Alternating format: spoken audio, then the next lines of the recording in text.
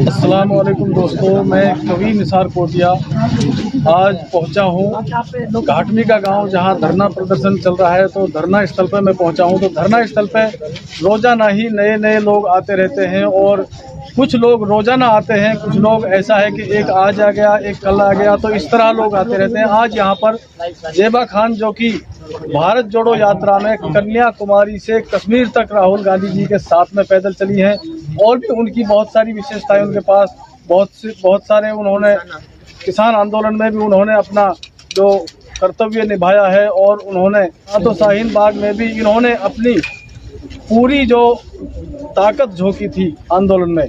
तो मैम, आप आज यहाँ पहुँची हैं, तो यहाँ जो जुनैद और नासिर की निर्मम तरीके से हत्या कर दी गई थी, तो आप उनके परिजनों से भी मिलके आई हैं, उनके घर का माहौल भी आपने देखा है, और गांव में भी आप कुछ लोगों से मिली हैं, तो क्या कहेंगी आप? बहुत दुख हुआ देखकर।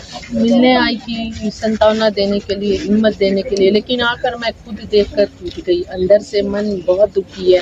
जिस तरह जुनैद के परिवार को मैंने देखा, एक तो गरीबी इतनी ज़्यादा, और छोटे छोटे बच्चे। जब हम गए तो उनके बच्चे भी रो रहे हैं। सबसे बड़ी बेटी रो रही है, और उनकी पत्नी से जब मैं मिलने गई, जब मैं बता दूं कि उनके पास अपने रहने का मतलब एक रूम है, एक छोटा सा आंगन है, और रहने के लिए जाकर दूसरे के घर में वो अपनी इज्जत पूरी कर रही है, क्योंकि घर में जगह कम है और बच्चे छोटे छोटे हैं। वो लगातार रो रही है जुनैद की पत्नी। मैंने बहुत समझाया कि मत रो, अब बच्चों को कौन संभालेगा अगर आप बीमार पड़ गई, कुछ हो गया तो।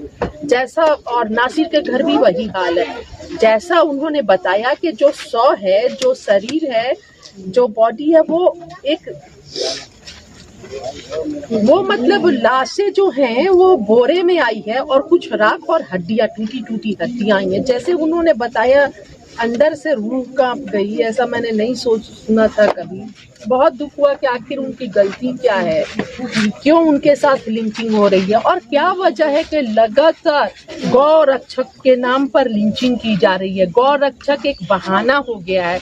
क्या देश के गृह मंत्री इतने कमजोर हो गए हैं कि गौ रक्षा करने के लिए कुछ चंद गुंडों को आगे आना पड़ रहा है? क्या देश की पुलिस इतनी कमजोर हो गई है कि रक्षा के लिए कुछ गुंडों को आगे करना पड़ा? अब गुंडों का सहारा ले रही है टेंडर पर। देश का कानून व्यवस्था है, लोकतंत्र है, कोर्ट है फैसला करने के लिए। ये गुंडागर्दी बंद होनी चाहिए, ये दादागिरी बंद होनी चाहिए। ये जो गुंडे चंद गौरक्षक के नाम पर नफरत फैला रहे हैं, इन पर सख्त से सख्त कार्रवाई होनी चाहिए। मोदी जी से मैं गुजारिश करती हूँ, लोकतंत्र का गला दबाना बंद कीजिए, लोकतंत्र में आवाज कुचलना बंद कीजिए, और इस तरह लिंचिंग करवाना बंद कीजिए।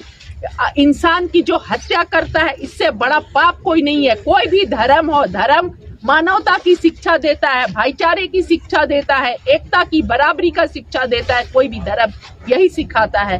तो धर्म का भी ख्याल रखिए आप सभी कि धर्म और राम के नाम पर राम जी भी अच्छा सिखाते, प्यार और सद्भावना सिखाए हैं। तो धर्म का नाम झूठा मुखौटा मत ओढ़िए। आप लोगों का मकसद सिर्फ है कि धर्म को सामने लाकर नफरत फैलाई जाए और अपने सत्ता को बचा के रखा जाएगी।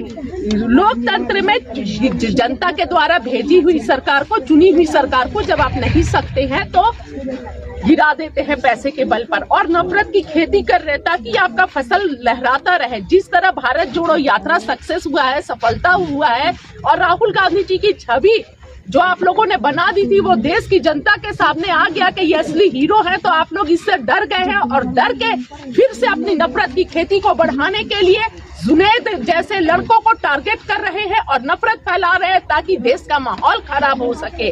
तो बंद कीजिए देश को तोड़ना। देश को बहुत खून और आहुति के बाद आजादी मिली है, और ये सब इंसाफ होना चाहिए जुनैद के साथ, और जो भी यहाँ पर घटना हुई है उनके कातिलों के साथ, मोनू मानेसर के साथ सख्त से सख्त कार्रवाई हो, क्योंकि ये लगातार एक गैंग बनाकर इस एरिया में माहौल खराब करते हैं वो और उनके गुर्ग के जो लोग हैं। तो ऐसे मोनू मानेसर जैसे अपराधियों पर सख्त से सख्त कार्रवाई हो। यहाँ पर बहुत सारे लोग जो लोकतंत्र की बात कर देते हैं, जो मीडिया बंधु भाईचारे की बात कर देता है, इंसाफ की बात कर देता है, उस पर सरकार कानूनी कार्रवाई करती है। और जो लोग खुलेआम वीडियो बनाते हैं, धमकियां दे रहे हैं, उन पर कोई कार्रवाई नहीं। वो छुट्टे साड़ की जैसे का समाज में घूम रहे हैं और नफरत फैला रहे हैं। इन पर सख्त से सख्त कार्रवाई हो और इस पर रोक होना चाहिए। जैसा कि आपने अभी कहा, राहुल गांधी जी एक हीरो है, तो आपने कन्याकुमारी से और कश्मीर तक उनके साथ सफर भी किया है। तो रास्ते में जैसे ही कहीं भी उनका अपना एरिया या किसी दूसरी सरकार का एरिया किसी भी तरह का आया, तो उन्होंने सभी जगह लोगों को जोड़ते हुए चले हैं वो। तो यहाँ जैसे नासिर और जुनैद की हत्या हुई है, इसके ऊपर उन्होंने एक ट्वीट तक नहीं किया, तो इसके लिए क्या कहेंगे? लेकिन कांग्रेस पार्टी लगातार आवाज उठा रही है। कल ममन खान जी ने विधानसभा में जिस तरह धोया है और जिस तरह से मजबूती से अपनी आवाज उठाई है, सब कांग्रेस पार्टी और अशोक गहलोत जी खुद बोल रहे हैं कि गुनाहगारों को सजा मिलेगी, इंसाफ मिलेगा। पूरा कांग्रेस पार्टी खड़ा है। ममन खान है जो वो मेवाती हैं, वो अपने यहीं के हैं, उनके अपने भाई गए हैं, तो उनको जितना दर्द है उन्होंने अपना दर्द समझते हुए इन भाइयों की मौत पर जो उन्होंने दर्द अपने दिल में महसूस किया है, वो उन्होंने विधानसभा तक पहुंचा दिया है। तो मैं वो सवाल आपसे करना चाह रहा था कि जो अशोक गहलोत जी, और मैंने सुना है कि राहुल गांधी जी भी अलवर में आए हैं और वो अलवर से यहाँ तक नहीं आए, क्या ये दोगलापन नहीं है? नहीं, इस तरह का शब्द तो आप इस्तेमाल मेरे लिए नहीं कर सकते हैं। और आज ट्विटर पर और पेज पर लाखों कांग्रेसियों का पोस्ट आ रहा है इनके फेवर में, और जो जालिम है, जो गुनहगार है, उनके खिलाफ आ रहा है। तो ये सबको क्यों नहीं देखा जाता है? मैम आपसे जो पूछना चाह रहा हूँ वो ये है कि जो बीजेपी तो यहाँ आएगी नहीं, ये तो बात मानने लायक है ना, क्योंकि जिसके गुंडे बजरंग दल का नाम अपने साथ लगाकर और वो बम ब्लीचिंग कर रहे हैं, तो वो यहाँ मिलने के लिए या सांत्वना देने के लिए तो नहीं आ सकते ना।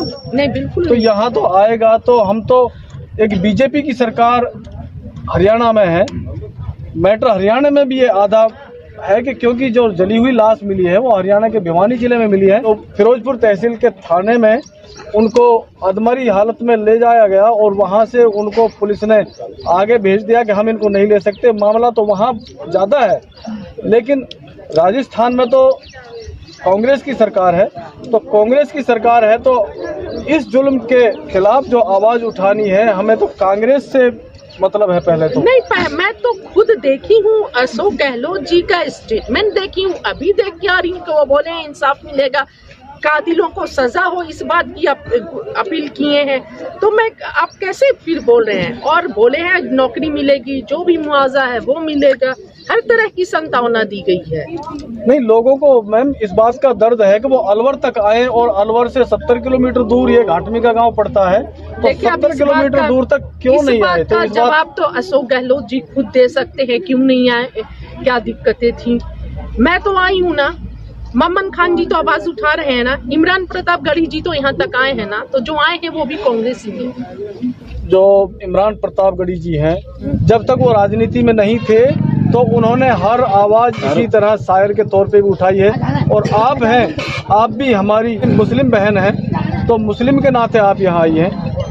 तो जो कांग्रेस के और लीडर हैं, क्या उनको इस बात का दर्द नहीं है? तो एहसास नहीं है? सभी को दर्द है भैया, कैसी बात कर रहे हैं? सभी को दर्द है। ट्विटर उठा के देख लीजिए, पेज देख लीजिए, सभी पोस्ट कर रहे हैं, नफरत के खिलाफ सभी पोस्ट कर रहे हैं। इस तरफ लिंचिंग नहीं होनी चाहिए, सभी पोस्ट कर रहे हैं। पर क्यों ऐसा लग रहा है? बिल्कुल ऐसी बात नहीं है। कांग्रेस पार्टी साथ में खड़ी है, अशोक गहलोत जी साथ में खड़े हैं। तो आप हमारी आवाज को कहाँ तक लेके जाएंगी? मैं जो हंसती हूँ, जितनी जहाँ तक ले जा सकती हूँ वहाँ तक पहुँचाऊंगी अपने तरफ से, यकीन रखिए।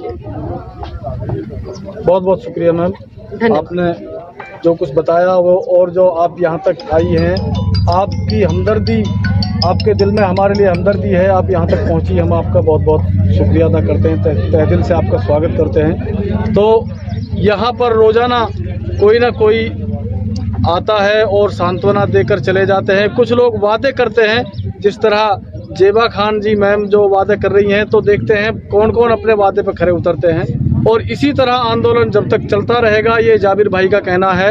या तो मुझे मौत आ जाए जब आंदोलन ख़त्म हो सकता है, या मुझे इंसाफ मिल जाए तब आंदोलन ख़त्म हो सकता है।